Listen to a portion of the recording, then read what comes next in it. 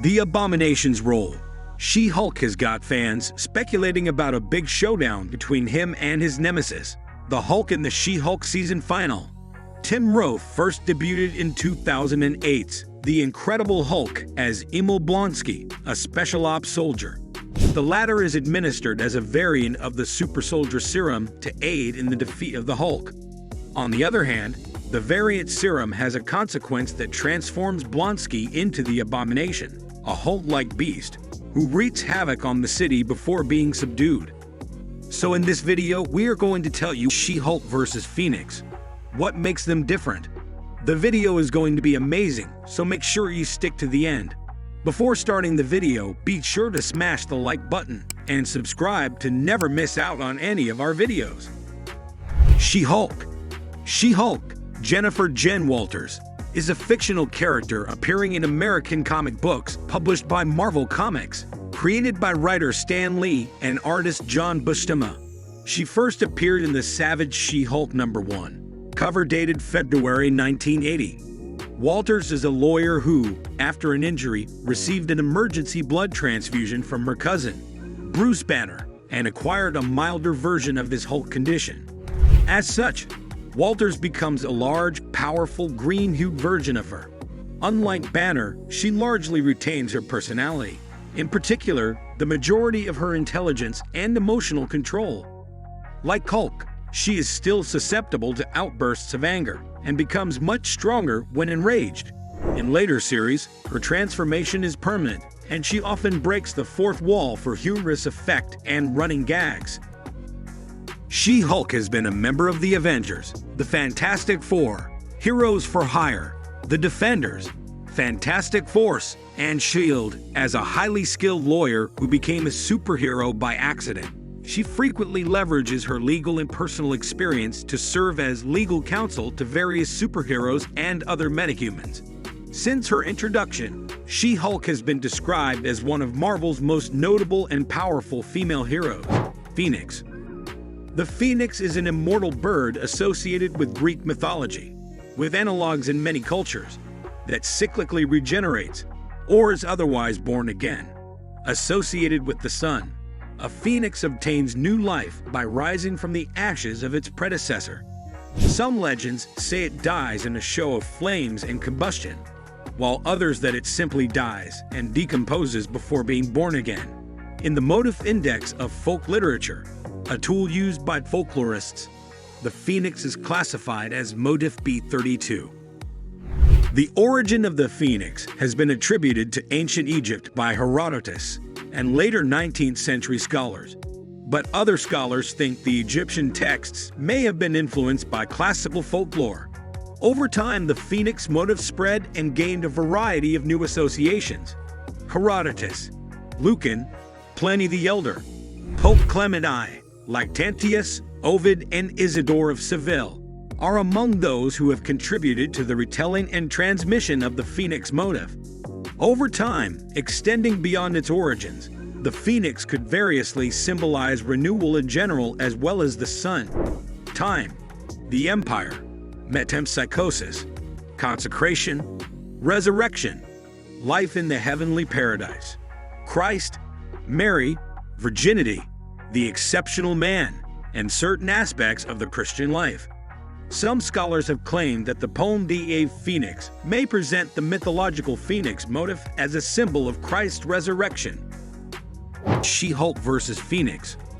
Recently, the devastatingly cosmic Phoenix Force came to Earth in search of a new host.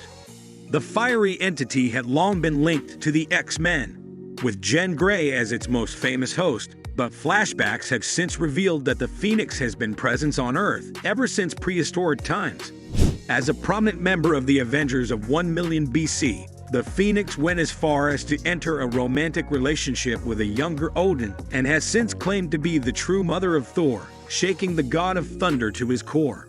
And while the Phoenix Force eventually did find a new host, one Avenger that was temporarily bonded to a fraction of its power in the interim remains changed by the ordeal.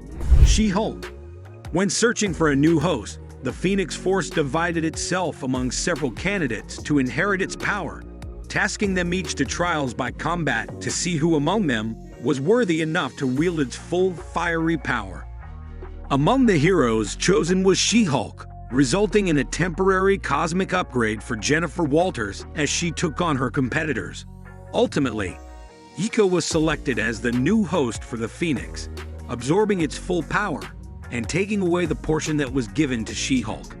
However, as the Avengers enjoy a rare moment of downtime back at their headquarters, it's clear that She-Hulk craves more than just the taste of the Phoenix Force she received.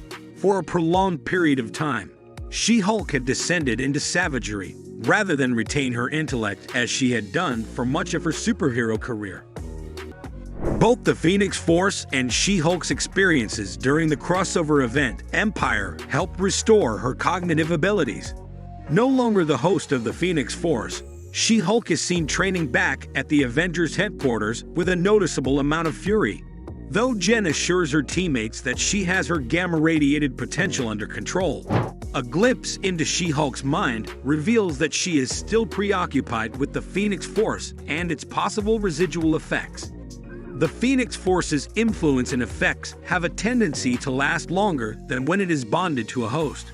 Jean remained linked to the Phoenix on some level from her prior experiences as the cosmic entity's host, while Namor the Submariner actively sought to reclaim its power for himself after receiving a portion of it during the 2012 crossover event Avengers vs. X-Men.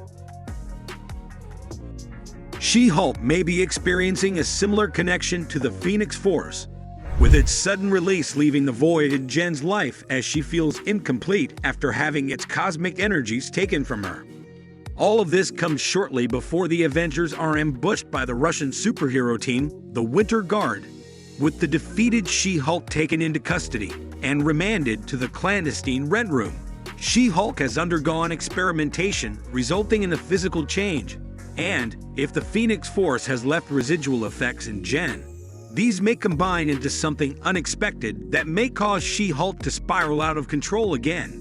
And if there's one thing that is abundantly certain, it's that gamma radiation and cosmic energy make one hell of a combination that even the Winter Guard may not have anticipated. Jean Grey was Charles Xavier's first student and is one of the most powerful mutants in the Marvel Universe. Working for years to hone her powers, Jean Grey has become one of the most formidable mutants out there, and one of the X-Men's most important members. Few members of the team have been doing it longer than she has, and she's one of the best. As powerful as she is, and has been, she's not unbeatable. In fact, there have been lots of characters who Jean Grey hasn't beaten in combat.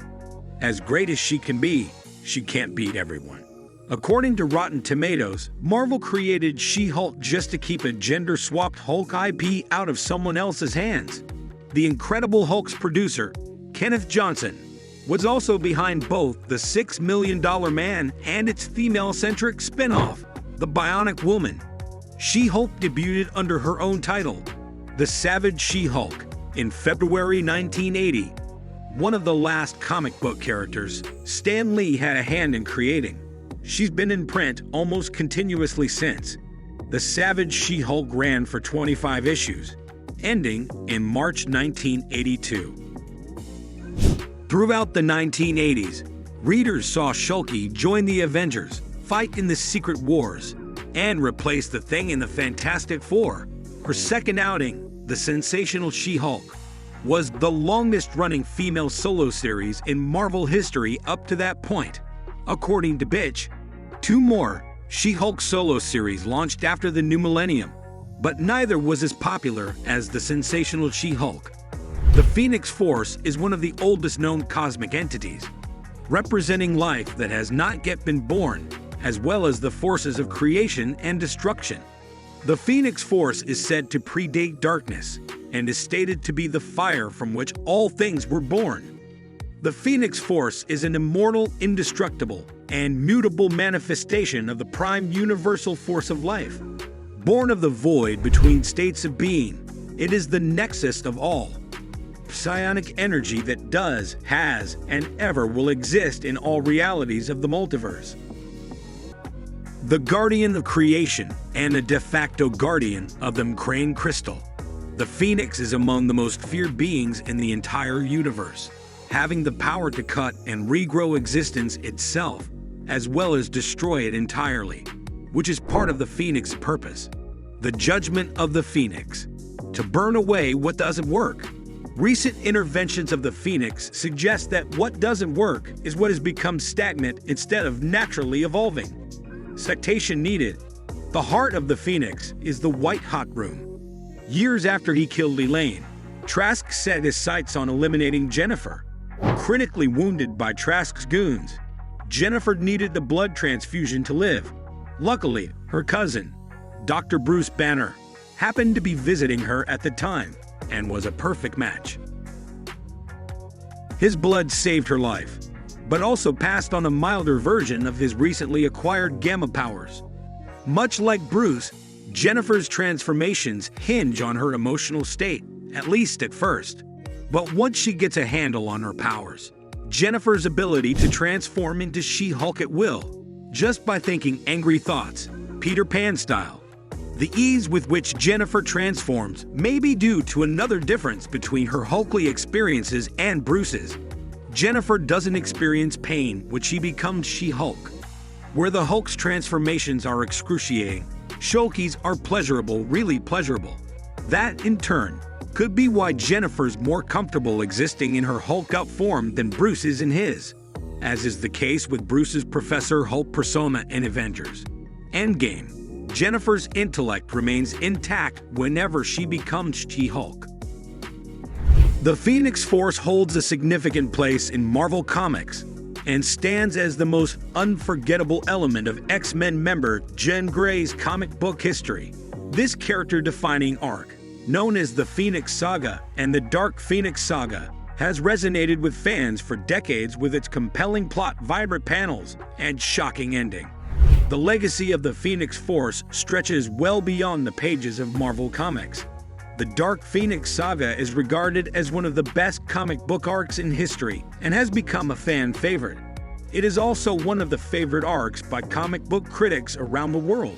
After being accidentally contaminated with her cousin's blood during a transfusion, Walters has to learn how to use her powers and balance her complicated new life as a superhero with her old one as an attorney, now working with superhuman legal cases.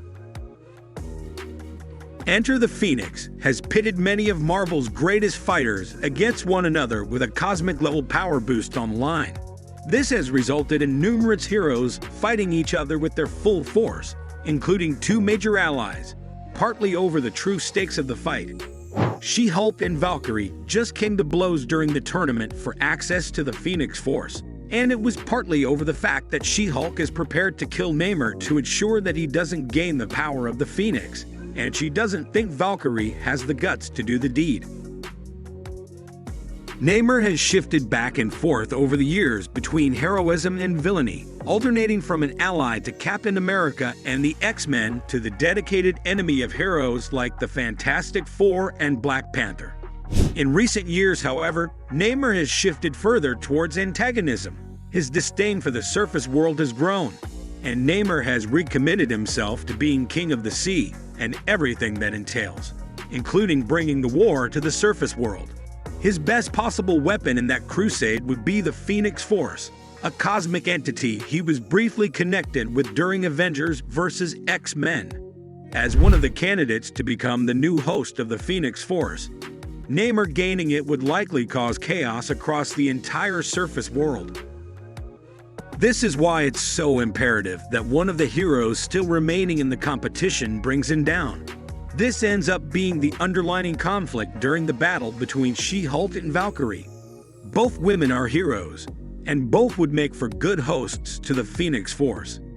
But Valkyrie fears that the innate darkness with Jennifer Walters, which has become more pronounced since her revival following the events of Civil War II, might be amplified by adding cosmic flames to the mix. Valkyrie's experience with the Phoenix Force and her time spent as Thor makes her uniquely qualified for the position. But She-Hulk feels that Jane lacks the killer's edge that would allow her to put down Namor once and for all if it meant keeping the power out of his hands. Let us know your opinion in the comment section below. This was all for today. Hope you liked the video. Do not forget to subscribe to our YouTube channel. Stay safe, and we will be back soon with another video.